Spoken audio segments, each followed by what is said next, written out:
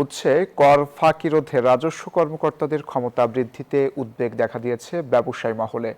বিনা বাধায় ব্যবসা প্রতিষ্ঠানে প্রবেশ, তল্লাশি সহ এনবিআরের ৫ দফা নির্দেশনা ব্যবসায়ীদের হয়রানি বাড়াবে বলে মনে করছেন বিশ্লেষকরা। তারা বলছেন, এতে একদিকে দুর্নীতির সুযোগ তৈরি হবে, অন্যদিকে বাধাগ্রস্ত করবে ব্যবসা বান্ধব পরিবেশকে। ফারজানা রিয়া রিপোর্ট। চলতি অর্থ বছরের শুরুতেই কর আদায়ে আরও কঠোর হচ্ছে জাতীয় রাজস্ব বোর্ড। দেশব্যাপী উৎসে কর ফাঁকি রোধে কর কর্মকর্তাদের দেয়া হয়েছে নজিরবিহীন আইনি ক্ষমতা। এখন থেকে আয়কর আইন ২০২৩-এর ১৪৭ ধারা ব্যবহার করে যে কোনো বাণিজ্যিক প্রতিষ্ঠানে বিনা বাধায় প্রবেশ ও সরেজমিন পরিদর্শন করতে পারবেন কর্মকর্তারা। নতুন নিয়মে কর কর্মকর্তারা প্রয়োজনে ব্যবসা প্রতিষ্ঠানের কম্পিউটার ও ক্লাউড সার্ভারের পাসওয়ার্ড ভেঙে তথ্য সংগ্রহ এবং যে কোনো ডিজিটাল রেকর্ড জব্দ করতে পারবেন।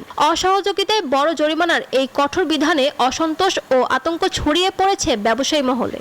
নতুন করে আরেকটা যারা অলরেডি ট্যাক্স পে করে, যারা অলরেডি কমপ্লায়েন্ট, তাদের উপরে আরো হয়রানির একটা বৃদ্ধির যাতে একটা সুযোগ তৈরি না হয়ে যায়। এজন্য আমরা ঢাকা চেম্বারের পক্ষ থেকেও সরকারের কাছে অনুরোধ রাখছি। কর আইনজীবীদের মতে আদালতে সুনির্দিষ্ট ওয়ারেন্ট কিংবা আইটি বিশেষজ্ঞ ছাড়া মাঠ পর্যায়ের কর্মকর্তার পক্ষে পাসওয়ার্ড বা এনক্রিপশন ভাঙার মতো স্পর্শকাতর কাজ ব্যবসায়ীদের নিরাপত্তা ক্ষুণ্ণ করবে। প্রত্যেকটা ডিসএগ্রিমেন্ট থেকে এনবিআর চাইবে পানিশমেন্ট দিতে, স্যাংশন করতে, জরিমানা করতে, আর এই প্রতিষ্ঠানগুলো এখান থেকে বাঁচার জন্য অবশ্যই কোর্টে দৌড়াবে। সেই ক্ষেত্রে মামলার সংখ্যা বাড়বে। সাথে সাথে আরো একটা জিনিস হবে, এই যে ব্যবসা, এই ব্যবসার উপর একটা নেতিবাচক প্রভাব পড়বে। অর্থনীতিবিদরা মনে করেন, রাজস্ব আহরণ বাড়াতে উৎস কর ফাঁকি বন্ধ করা জরুরি। তবে এই কর আদায় প্রক্রিয়ায় যেন ব্যবসায়ীদের হয়রানির শিকার না হতে হয়, সেটিও নিশ্চিত করতে হবে। আমাদের দেশের আমলারা যখন হয়রানিমূলক আচরণ করে, ভালো ব্যবসায়ীদেরকেও তারা দেখা গেল এই ধরনের ঝামেলার মধ্যে ফেলে দিল।